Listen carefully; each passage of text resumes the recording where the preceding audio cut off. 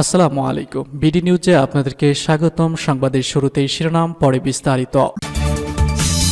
দখলদার ইসরায়েলি বাহিনী এবং ইরান পুরোদমে যুদ্ধ চলছে, জানিয়ে দেব হাতে থাকা সর্বশেষ আপডেট আন্তর্জাতিক সংবাদ। প্রথমেই সংবাদ শিরোনাম, আবারও বৈরুতে তাণ্ডব চালানোর সতর্কবার্তা। এদিকে ইরানের ২৬ ব্যক্তি ও প্রতিষ্ঠানের বিরুদ্ধে মার্কিন নিষেধাজ্ঞা আরোপ। ইরানি রাষ্ট্রদূতের সঙ্গে ইলন মাস্কের গোপন বৈঠক। এদিকে প্যারিসেও সংঘর্ষে জড়ালো ইসরায়েলি ফুটবল সমর্থকেরা। সর্বশেষ জানিয়ে দিব যেভাবে নিজেদের পুনর্গঠন ও জাতীয় ঐক্য বজায় রাখছে হিজবুল্লাহ। শুনছিলেন সংবাদ শিরোনাম, এখন বিস্তারিত। তার আগে অনুরোধ থাকবে ভিডিওতে একটি লাইক দিন এবং কমেন্টস করে জানিয়ে দিন কোন জেলা থেকে বা কোথা থেকে আমাদের সঙ্গে যুক্ত রয়েছেন। আবারও বৈরুতে তাণ্ডব চালানোর সতর্কবার্তা। ইসরায়েলের সামরিক বাহিনী বৈরুতের বাসিন্দাদের অন্যত্র সরে যাওয়ার আদেশ জারি করেছে। শুক্রবার ইসরায়েলি বাহিনী এই বার্তা প্রচার করছে। এর মানে হচ্ছে বেনিয়ামিন নেতানিয়াহুর বাহিনী আবারও বৈরুতে তাণ্ডব চালাতে যাচ্ছে। আল জাজিরার এক প্রতিবেদনে বলা হয়, আজ তৃতীয়বারের মতো ইসরায়েলের সামরিক বাহিনী লেবাননের রাজধানী থেকে বাসিন্দাদের পালিয়ে যাওয়ার নির্দেশ দিয়েছে। সর্বশেষ উচ্ছেদ আদেশে দক্ষিণ বৈরুতের হারেত হারিক এবং নর্দার্ন এলাকার বাসিন্দাদের বিশেষ তাগাদা দেওয়া হয়েছে। সামাজিক যোগাযোগ মাধ্যম এক্সে একটি পোস্টে ইসরায়েলের সামরিক মুখপাত্র আভিচাই রাদ্রি বলেছেন, তাদের বাহিনী এই অঞ্চলের ভবনগুলো চিহ্নিত করেছে। সামরিক বাহিনী অদূর ভবিষ্যতে সেসব লক্ষ্যবস্তুতে আঘাত আনবে। তিনি আরও বলেছেন, আপনার এবং আপনার পরিবারের নিরাপত্তার জন্য অবশ্যই এই ভবনগুলো এবং আশেপাশের জায়গাগুলো অবিলম্বে খালি করতে হবে, নয়তো আসন্ন ভয়াবহ পরিণামের বিষয়ে তিনি বাসিন্দাদেরকে সতর্ক করেন। সাধারণত ইসরায়েলি বাহিনী আক্রমণের খুব স্বল্প সময় আগে এই ধরনের সতর্কবার্তা দেয়। সম্প্রতি ইসরায়েলি বাহিনী বলেছে তারা হিজবুল্লাহর বিরুদ্ধে অভিযান জোরদার করেছে। দেশটির নতুন আস্তানার দিকে অগ্রসর হচ্ছে নেতানিয়াহু বাহিনী। এর অর্থ হচ্ছে দক্ষিণ লেবাননের নতুন এলাকা ইসরায়েলি আগ্রাসনের কবলে পড়তে যাচ্ছে। এরই মধ্যে বৈরুতে হামলার সতর্কবার্তা এলো। তথ্যমতে ইসরায়েলি বাহিনী দক্ষিণ লেবাননের স্থল যুদ্ধের দ্বিতীয় পর্যায়ে যে সূচনা করেছে তাতে যোগ দিয়েছে ৩৬তম ডিভিশন। হিজবুল্লাহ দ্বিতীয় প্রতিরক্ষা লাইনের দিকে অগ্রসর হয়েছে তারা। ৩৬তম ডিভিশন একটি সাজোয়া মিশন এবং একটি ইসরায়েলি সামরিক বাহিনীর বৃহত্তম। ডিভিশনে যুক্ত আছে গোলান ব্রিগেড, প্যারাট্রুপার ব্রিগেড এবং ১৮৮তম সাজোয়া ব্রিগেড সহ যুদ্ধর কৌশলীরা। তারা ইতিমধ্যে দক্ষিণ লিবাননের নতুন অপারেশনে জড়িত। এদিকে দ্বিতীয় ধাপের অভিযানে ইসরায়েলি বাহিনী প্রবল প্রতিরোধের মুখে পড়েছে। দক্ষিণ লিবাননের দ্বিতীয় ধাপের স্থল অভিযানের অংশ হিসেবে দেশটি আরও অভ্যন্তরে ঢোকার চেষ্টা করে সেনারা। এ সময় হিজবুল্লাহর প্রবল প্রতিরোধের মুখে পড়তে হয় তাদের। ভয়ঙ্কর সম্মুখ যুদ্ধে নিহত হয় ৬ দখলদার সেনা।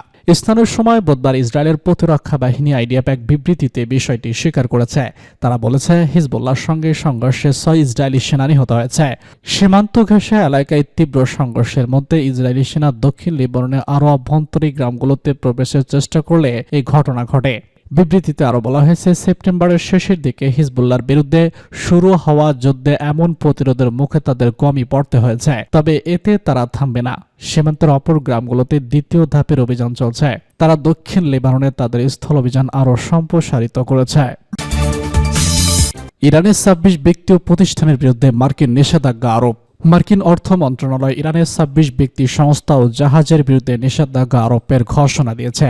ইরানের ইসলামী বিপ্লবী গার্ড বাহিনী বা আইআরজিসির কুদস ফোর্স এবং ইয়েমেনের আনসারুল্লাহর সাথে সম্পর্কের কারণে এই নিষেধাজ্ঞা আরোপ করা হয়েছে বলে দাবি করা হয়েছে।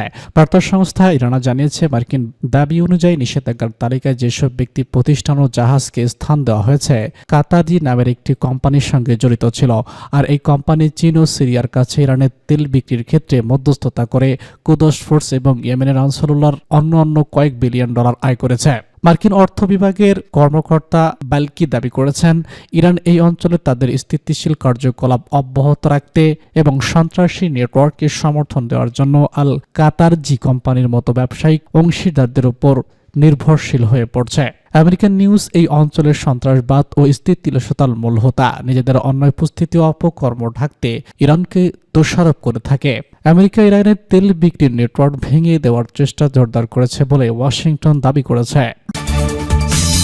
ইরানি রাষ্ট্রদূতের সঙ্গে ইলন মাস্কের গোপন বৈঠক। যুক্তরাষ্ট্র ইরানের মধ্যকার দীর্ঘদিনের উত্তেজনার মধ্যেই এবার ইরানি রাষ্ট্রদূতের সঙ্গে গোপন এক বৈঠক করেছে ইলন মাস্ক। মার্কিন গণমাধ্যম দ্য নিউ ইয়র্ক টাইমস এক প্রতিবেদনে সব তথ্য জানায়। ইরানের একাধিক অজ্ঞাতনামা সূত্রের উদ্ধৃতি করে মার্কিন পত্রিকাটি বলেছে, বিশ্বের শীর্ষ ধনকুপের মাস্ক ও ইরানি রাষ্ট্রদূত আমির সাইদ ইরাফানির মধ্যকার এই বৈঠক ছিল ইতিবাচক। গত সোমবার একটি গোপন স্থানে আমির সাইদ ও ইলন মাস্কের মধ্যে 1 ঘন্টার বেশি এই বৈঠক চলে। সেখানে সেটি গোপন থাকে। ইরানের এই কর্মকর্তা জানান, ইলন মাস্কের অনুরোধ এই বৈঠকের আয়োজন করা হয়। বিশ্লেষকরা মনে করছেন, একজন ঊর্ধ্বতম ইরানি কর্মকর্তা এবং ইলন মাস্কের মধ্যে সরাসরি বৈঠক ট্রাম্প প্রশাসনের অধীনে তেহরান এবং ওয়াশিংটনের মধ্যে সম্পর্ক পরিবর্তনের সম্ভাবনার প্রতি ইঙ্গিত দেয়। যদিও গত মেয়াদে উগ্র ইরান বিদ্বেষী হিসেবে ভূমিকা পালন করেছিলেন ডোনাল্ড ট্রাম্প। সাক্ষাৎকালে ইরানি রাষ্ট্রদূত ইরাভানি জানান, ইলন মাস্কের কিছু ব্যবসা তেহরান নিয়ে আসা উচিত। সম্প্রতি ইলন মাস্ককে সরকারি ব্যয় আমলাতন্ত্র নিয়ন্ত্রণ কমানোর উদ্দেশ্য দায়িত্ব গ্রহণ করেছেন ডোনাল্ড ট্রাম্প। এর লক্ষ্য সরকারি সক্ষমতা বিভাগ গঠন করার কথা জানা নির্বাচিত মার্কিন প্রেসিডেন্ট। তবে নতুন এই মন্ত্রণালয়ের কাজ কি হবে তা নিয়ে এখনও সঠিক রূপরেখা পাওয়া যায়নি। স্বাভাবিকভাবেই এই নিয়োগ মাস্ককে সরকারি নীতির উপর প্রভাব বিস্তার করতে পর্যাপ্ত ক্ষমতা দিয়েছে। প্যারিসেও সংঘর্ষে জড়ালো ইসরায়েলি ফুটবল সমর্থকরা। প্যারিসের টেড দ্য ফ্রান্স স্টেডিয়ামে ইউরোপ ন্যাশন লিগের একটি ফুটবল ম্যাচ চলাকালে ইসরায়েলি ফুটবল ভক্তদের সঙ্গে ফ্রান্সের সমর্থকদের সংঘর্ষের ঘটনা ঘটেছে। ইসরায়েলি সমর্থকদের বিরুদ্ধে আগে থেকেই নেদারল্যান্ড অ্যান্টি আরব স্লোগান দেওয়ার অভিযোগ ছিল। প্যারিসে বৃহস্পতিবার অনুষ্ঠিত ম্যাচের শুরুতে স্টেডিয়ামে ইসরায়েলের জাতীয় সঙ্গীত বাজানোর সময় তা দর্শকদের একটি অংশ থেকে শিরের আওয়াজের চাপা পড়ে যায়। আর খেলার সময় ইসরায়েলি খেলোয়াড়দের পায়ে বল আসতেই তাদের বিরুদ্ধে দ্রুতধ্বনি শোনা যায়।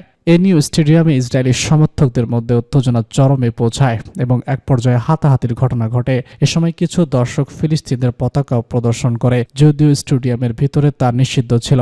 এদিকে ম্যাচটি ঘিরে প্রায় 4000 পুলিশ ও 1600 নিরাপত্তা কর্মী মোতায়েন করা হয়েছিল। তবে এদিন 8000 ধারণ ক্ষমতা আসন্ন, সে তুলনায় দর্শকদের উপস্থিত ছিল খুবই কম। কারণ ফ্রান্সের জনগণ ইসরায়েলের গাজা ও লেবাননের সাম্প্রতিক আগ্রাসনের প্রতিবাদে ম্যাচটি বর্জন করে। 2023 সালের অক্টোবর থেকে গাজা ইসরায়েলি হামলায় এ পর্যন্ত 73,470 জন ফিলিস্তিনি এবং লেবাননে 3890 জন নিহত হয়েছে বলে জানা গেছে। তাদের মধ্যে অধিকাংশই নারী ও শিশু।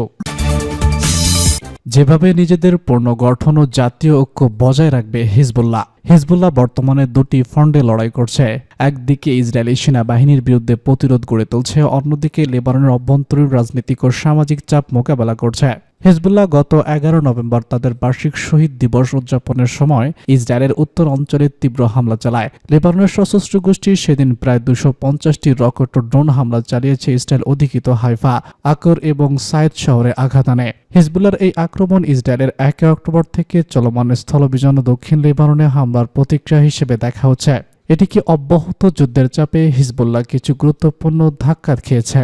হাসান নাসরুল্লাহ সহ সংগঠনটির শীর্ষ নেতাদের হত্যার পাশাপাশি ইসরায়েলের আরও বিমান হামলা ও বেসামরিক অভিযান সংগঠনটির উপর গভীর প্রভাব ফেলেছে। তবে ইসরায়েলি সেনারা দক্ষিণ লেবাননের কোন গ্রাম সম্পূর্ণ দখল নিতে ব্যর্থ হয়। সেপ্টেম্বরে হিজবুল্লাহর সাবেক মহাসচিব হাসান নাসরুল্লাহ নিহত হওয়ার পর নতুন নেতা নাইম কাসেমের অধীনে সংগঠনটি দ্রুত সংগঠিত প্রতিক্রিয়া শুরু করেছে।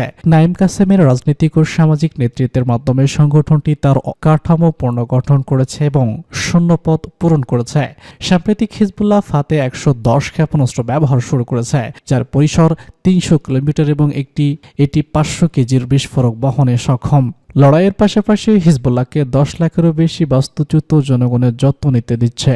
তাদের মধ্যে অধিকাংশই দক্ষিণ লেবানন থেকে বিতাড়িত হয়েছে। এই বিশাল জনসংখ্যক মানুষকে খাদ্য, ঔষধ এবং অন্যান্য প্রয়োজনীয় জিনিস সরবরাহ করার প্রচেষ্টা ইসরায়েলি হামলার কারণে অব্যাহত হয়েছে, যদিও সাম্প্রতিক পুনর্গঠনের মাধ্যমে পরিস্থিতি কিছুটা উন্নতি হয়েছে।